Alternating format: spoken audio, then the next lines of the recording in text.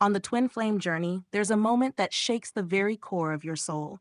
It's when the divine masculine, the one whose energy you feel in every breath and heartbeat, walks away, or so it seems. He may appear to move on. You may see him in another relationship, living another life, building a path that doesn't include you. On the surface, he looks composed. In some moments, even happy. And you begin to wonder, was it all in my head? You doubt the intensity of what you felt. You question the spiritual bond that once felt eternal. But here's the truth that too few understand. The divine masculine often pretends to move on, but he never truly does. This video is not a collection of empty reassurances. It is a spiritually grounded exploration into why this disconnection happens, what it really means, and how to stay grounded in your own light while understanding it. Because your journey doesn't end when he walks away. In fact, it deepens. Let us now walk through the deeper truths behind the divine masculine's apparent departure, so that your heart may find peace, clarity, and strength in knowing that love is never lost. It only hides for a while, so that it may return truer than before. Number 1, he's running from himself, not you. What many perceive as detachment is rarely about the feminine.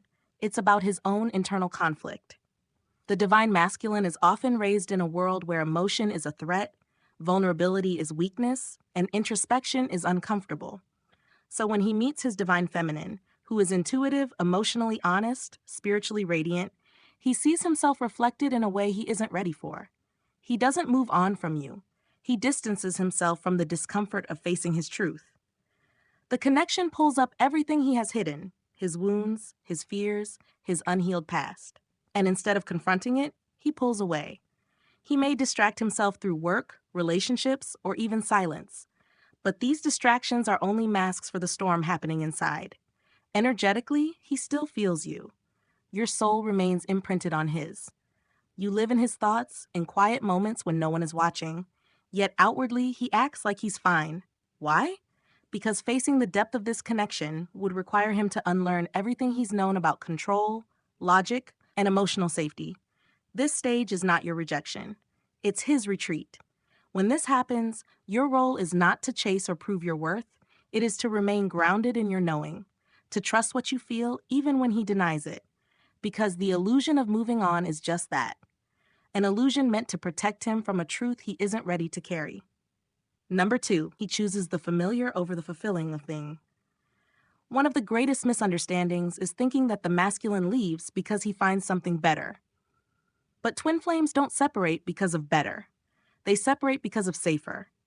The divine masculine often chooses what is known, predictable, and socially accepted, even if it's hollow.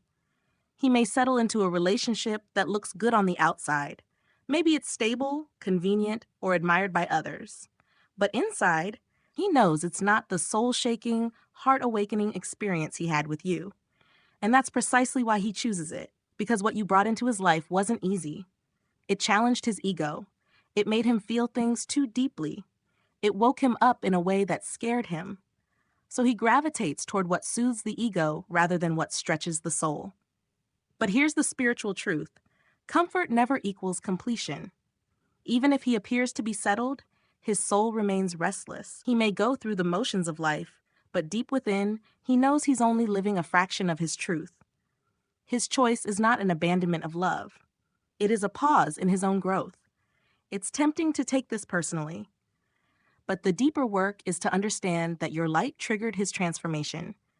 And that kind of light often feels blinding before it feels beautiful. Allow yourself to grieve the illusion without doubting the connection. And trust that the soul always returns to what truly awakens it, even if it first seeks shelter in the familiar. Number 3, he's trying to regain control. When he met you, he lost control, not in a destructive way, but in a soul-level sense. You stirred things in him that didn't fit into any plan. You entered not with chaos, but with truth. And truth has a way of dismantling everything the ego has carefully built. The divine masculine, especially in his unawakened state, finds safety in control. He likes to know what to expect, how to feel, and when to feel it. But the twin flame bond doesn't follow rules. It doesn't wait for the right moment. It just is. And for someone who has spent most of his life building walls, that level of unpredictability feels like a threat. So when he pulls away, it's often a desperate attempt to reclaim power over his own reality. He creates distance, he silences communication, he may even pretend the bond never existed. This isn't coldness, it's self-preservation. But the soul can't be fooled. No matter how much he tries to rewrite the narrative, his energy still echoes yours. He may avoid you, block you, or replace you. Yet all of it is a subconscious way of controlling a love he never expected, a love he couldn't plan for, and a love that demanded he let go of the false self. This stage is not about him rejecting you. It's about him rejecting surrender. The masculine essence is being invited to soften, to yield, and to trust something greater than logic.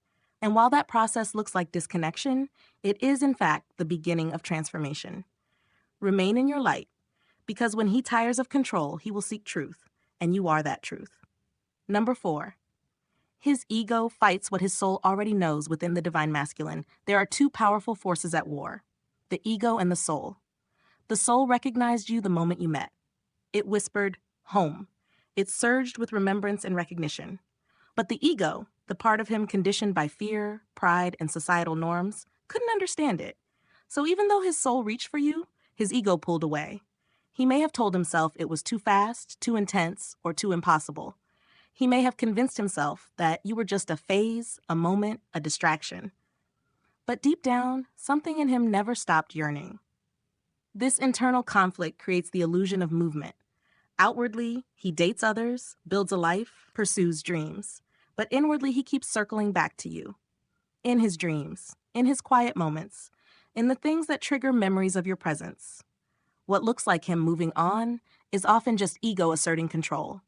But ego is not sustainable. Over time, it cracks under the weight of truth. And when it does, he starts to awaken.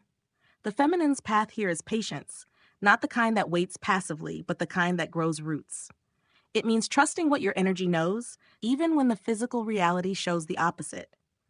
It means staying aligned with your higher self, knowing that love never lies, even when the world around you does. When the ego begins to tire, the soul begins to speak louder. And that's when the shift begins. Number 5, he thinks you deserve someone better. This one lives deep in the subconscious of the divine masculine. You awaken him. You see through him. You believe in him, even when he doesn't believe in himself. And that kind of love, pure, unconditional, soul deep, can feel like a burden to someone who hasn't learned to love themselves yet. Instead of rising to meet you, he may run away from you, telling himself that you're better off without him, that he'll only hurt you, that he'll never be enough. These thoughts are not always spoken aloud. In fact, they rarely are. But they guide his actions. He may even convince himself that by leaving, he's protecting you. He tries to set you free, without realizing that what you wanted was never perfection. It was presence. But this is part of his journey.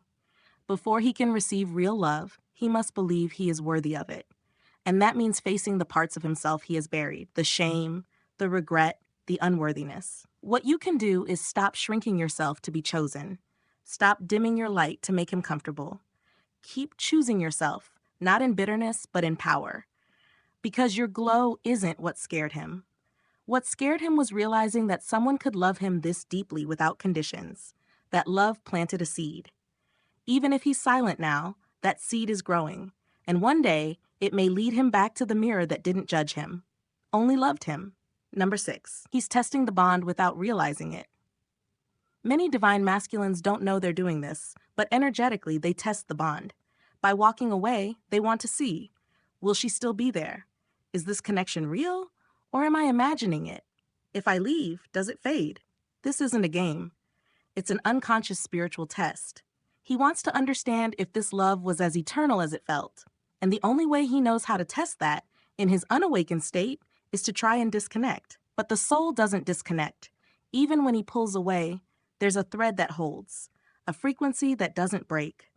And slowly, he begins to realize that you weren't just another chapter. You were the book. This phase isn't about proving your loyalty. It's about standing in your sovereignty. You are not meant to wait with longing, but to evolve with grace, to let your energy speak louder than words. Because when he truly listens, not with his ears, but with his soul, he will feel that you never stop loving him. And more importantly, that you never stop loving yourself. That balance is what ultimately draws him back, not because he needs you, but because he chooses truth. Number 7. The separation was never real, only external. At the core of the twin flame journey lies a truth that the mind often struggles to grasp. Separation is not real. It appears real on the surface because the physical world reflects distance. No contact, no communication, no shared experiences. But the soul doesn't live on the surface. The soul feels what the eyes can't see. And the soul knows that what looks like distance is only space being created for growth. What seems like abandonment is not rejection, it's redirection. Both of you are being led into different environments, circumstances, and inner work that will shape your spirit in ways nothing else could. You aren't being punished. You are being refined. You are not being torn apart. You are being expanded. Your paths are not separate roads. They are parallel ones, running side by side, even when they appear to diverge. His silence is not the end of the story. It is part of the story. It allows your soul to listen to itself, to rise in its own rhythm, and to break free from the need to hold on to something before it is truly ready. While he may seem to be building a life elsewhere, that life is still connected to you energetically. You live in his unconscious thoughts, his memories, and his spiritual shifts. He may not say it, he may not act on it, but deep down, his journey is always influenced by the love you planted in him.